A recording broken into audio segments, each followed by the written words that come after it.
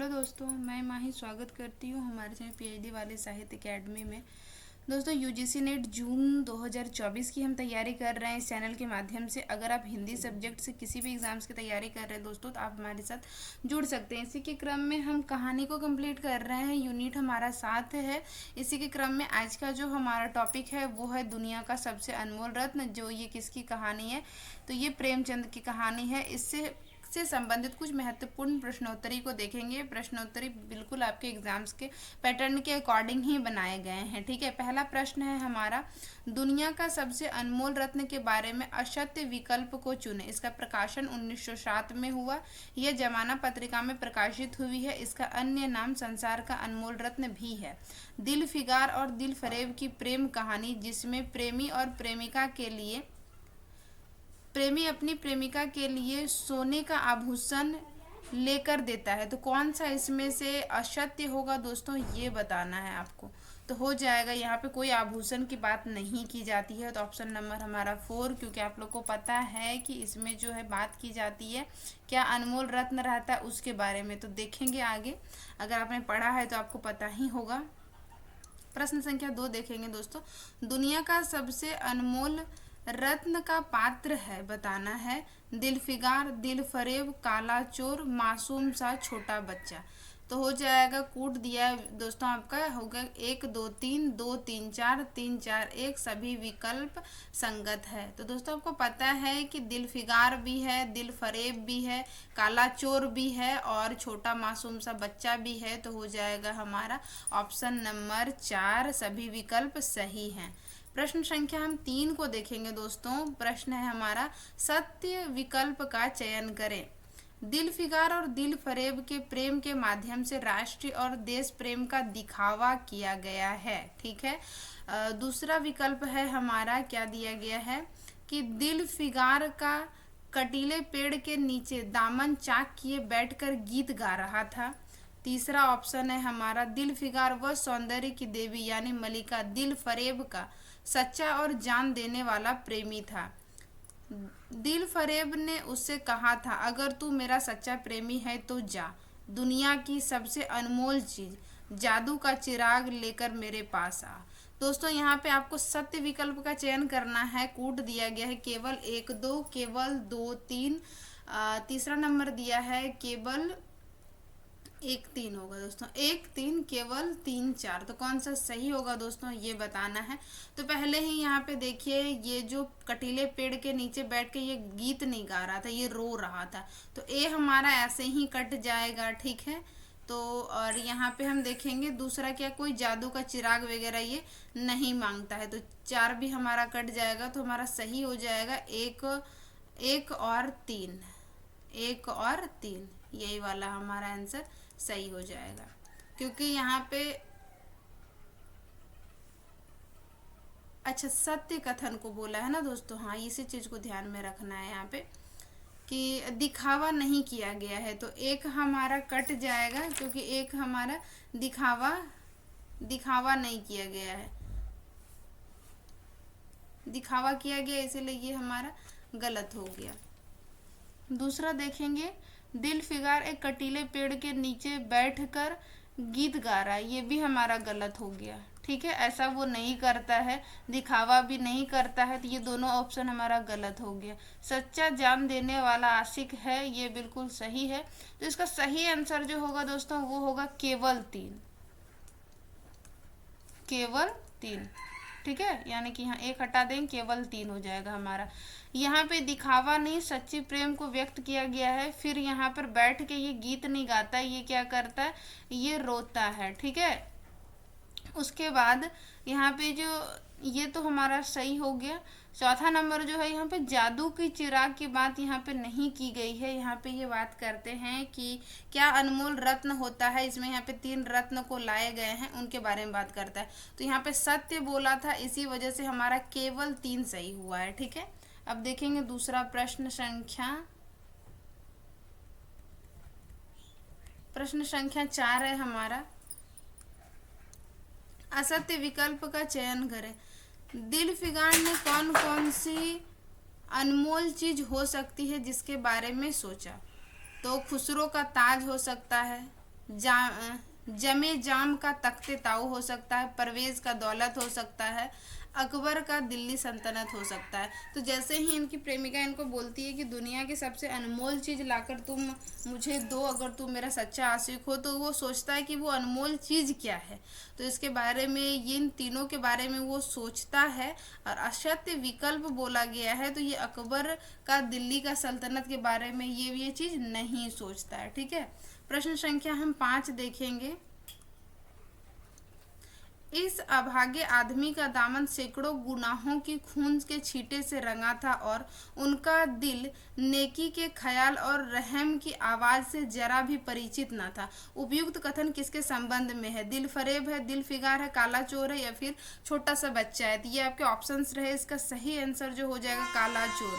काला चोर के बारे में ये हमारा आंसर हो जाएगा। प्रश्न संख्या हम 6 देखेंगे। कौन सा हमारा सही होगा?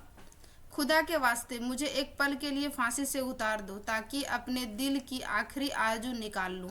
ये कथन कौन कहता है? तो यहाँ पे दिल फरेब, दिल फिगार, काला चोर या फिर छोटा चोर। तो कौन कहता है ये कथन? तो काला चोर कहता है। काला चोर को जब फांसी लगी हुई रहती है तो वो मासूम सा बच्चा को देखता है, तो वो चीज़ बोलता है कि हमारी आखिरी इच्छा यही है कि हमें फांसी से उतार दो। ठीक है, अब देखेंगे प्रश्न संख्या 7 हमारा क्या है। एक छोटा सा बच्चा जिसका चेहरा कमल की तरह खिला है, उसे देखकर उस वक्त जमाना याद आया जब वो खुद ऐसे ही, ये कौन सोच रहा है ये बताना होगा। तो खुद ऐसे ही भोला भाला, ऐसे ही खुश व खुरम और दुनिया की गंदगियों से ऐसा ही पाक साफ था।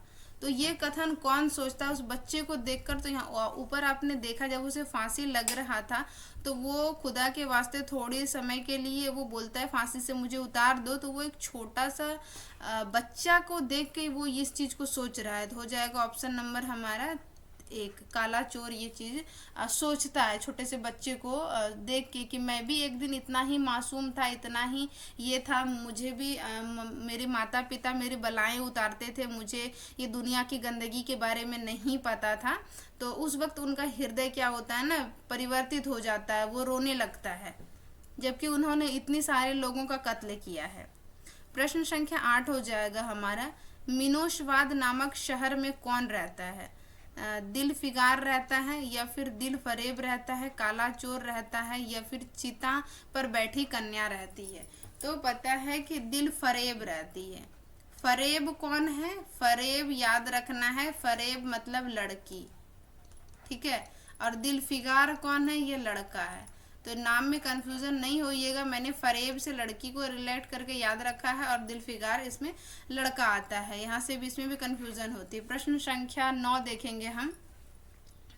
दिल फिगार बेशक तू दुनिया की एक बेशकीमती चीज ढूंढ निकाला, तेरी हिम्मत और तेरी सूझबूझ की दाद देती हूँ, मगर यह दुनिया की सबसे बेशकीमती चीज नहीं है। यह कौन सी चीज है?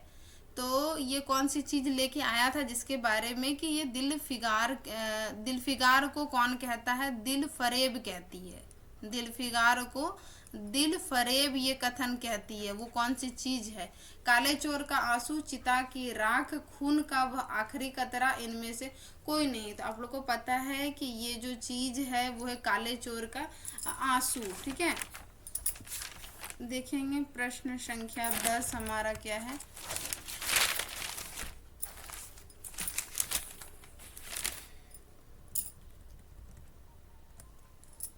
हाँ दोस्तों, प्रश्न संख्या हमारा 10 है।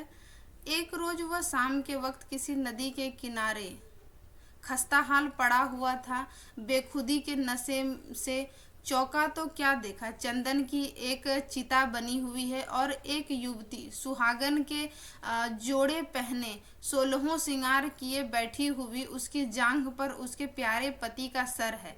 उपयुक्त कथन किसका है? तो ये तो आपको पता है कि आप दुनिया का अनमोल रत्न प्रश्नोत्तरी कर रहे हैं तो उन्हीं से होगा, लेकिन यही क्वेश्चंस आपके जो 100 प्रश्न वहाँ पे आएंगे वहाँ पे आप सही कीजिएगा तो वो ज़्यादा अच्छा रहेगा। और कोटेशन इंपॉर्टेंट है, ध्यान रखना है। प्रश्न संख्या 11 देखेंगे दोस्तों।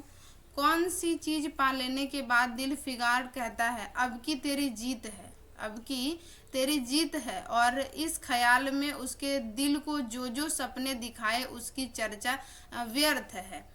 तो चोर का आंसू, चिता की राख, सिपाही का खून, इनमें से सभी। तो 11 नंबर का जो हमारा हो जाएगा दोस्तों, ये होगा चिता की राख जब उसको मिलती है तब वो ऐसे चीजें सोचता है। प्रश्न संख्या हम 12 देखेंगे, ज्यादा क्वेश्चंस नहीं है हमारे पास। दिलफिकार को एक बुजुर्ग मिलता है, वो इसे दुनिया का सबसे अनमोल रत्न पाने का सही रास्ता बताता है। वह बुजुर्ग किस रंग का कपड़ा पहना हुआ रहता है? ये थोड़ा सा अजीबोगरीब क्वेश्चंस मुझे पता है आपको लगेंगे, लेकिन हमारे एग्जाम्स में अजीबोगरीब क्वेश्चंस आने लगे हैं अभी, ठीक है। क्योंकि अभी दिल्ली दरबार दर्पण में लगा था कि दिल्ली दरबार दर्पण जो लगे थे उसमें किस तरह के पर्दे लगे थे, इस टाइप से, किस रंग के लगे थे, इस टाइप से क्वेश्चंस पूछे गए थे। तो ये तो आम बात हो गई। तो हो जाएगा यहाँ पे हमारा हरा रंग, ठीक है। प्रश्न संख्या 13 देखेंगे दोस्तों हम। कहीं से भी क्वेश्चंस, कुछ भी क्वेश्चंस बन सकता है, हमें चीजों को डीपली पढ़ना है, ठीक है। इस कहानी में बुजुर्ग दिलफरेब को हिंदुस्तान जाने को कहता है। किस तरफ हिंदुस्तान है वो बताता भी है कि हिंदुस्तान जाओ, तो हिंदुस्तान किस तरफ वो बताता है, पूरब, पश्चिम, उत्तर या फिर दक्षिण। तो हो जाएगा दोस्तों हमारा वो अब पूरब की ओर बताता है कि पूरब की तरफ चले जाओ, वहां पे एक हिंदुस्तान है, वहीं पे तुमको दुनिया का सबसे अनमोल रत्न मिलेगा। प्रश्न संख्या हम 14 देखेंगे, क्या है? असत्य कथन का चयन करना है। अपने सफर में दिलफिकार एक युद्ध मैदान में पहुंचा, इतने में करीब से कहराने की आवाज आई। दिलफिकार उस तरफ फिरा तो देखा एक लंबा तगड़ा आदमी, जिसका मर्दाना चेहरा जान निकलने की कमजोरी से लाल हो गया है। सीने से खून के फव्वारे जारी हैं, मगर आवदार तलवार की मुंह पंजे से अलग नहीं हुई है। तो यहाँ बताना है औसत्य क्या होगा। तो यहाँ उनका चेहरे का लाल रंग नहीं था बल्कि पीला रंग था। जान निकलने वाला है ना उनकी, उनका शरीर पूरा युद्ध में क्या है, क्षतिग्रस्त हो चुका है, तो वो अब मरने वाला है, उनका प्राण नहीं निकल पा रहा, उसके चेहरे का रंग पीला पड़ा है, ठीक है। तो यहाँ पे यही थोड़ा सा मिस्टेक था। प्रश्न संख्या हम 15 देखेंगे, क्या है? घायल सिपाही, वही घायल सिपाही जिसके बारे में ऊपर बात हुई है, उन्हीं के बारे में। घायल सिपाही द्वारा बोले गए वाक्यों में सम्मिलित है, ये बताना है। क्या तू नहीं जानता, सम्मिलित नहीं है होगा दोस्तों, सम्मिलित नहीं है मतलब कौन सा इन्होंने नहीं बोला था, चीजें क्या गलत है इसमें। क्या तू नहीं जानता मैं कौन हूँ? क्या तूने आज इस तलवार की काट नहीं देखी? मैं अपनी माँ का बेटा और भारत का सौभाग्य हूँ। अगर तू मुसाफिर है तो आ, मेरे खून के तर पहलू में बैठ जा, क्योंकि यही 2 अंगुल जमीन है जो मेरे पास बाकी रह गई है। अफसोस है तू यहाँ ऐसे वक्त पर आया जब हम तेरी अतिथि सत्कार करने के योग्य नहीं हैं। तो बताना है, तो यहाँ पे क्या है कि ये सौभाग्य नहीं बोलता है, यहाँ पे ये बोलता है कि प्रश्न संख्या हमारा 15 है, ये क्या बोलता है, सपूत, ये यहाँ पे बोलता है सपूत, ठीक है। तो यही चीज यहाँ पे मिस्टेक था, बाकी ये बातों को ध्यान में रखना है क्योंकि ये सिपाही बोलता है इनको, ठीक है। प्रश्न संख्या 16 देखेंगे यहाँ। हमारे बाप दादा का देश आज हमारे हाथ से गया, और के मतलब गया, बिक गया, निकल गया, लूट गया, फिर छीन लिया गया। इस वक्त हम बेवतन हैं। तो यहाँ खाली स्थान पर क्या होगा, तो ये क्या होगा, निकल गया, ठीक है।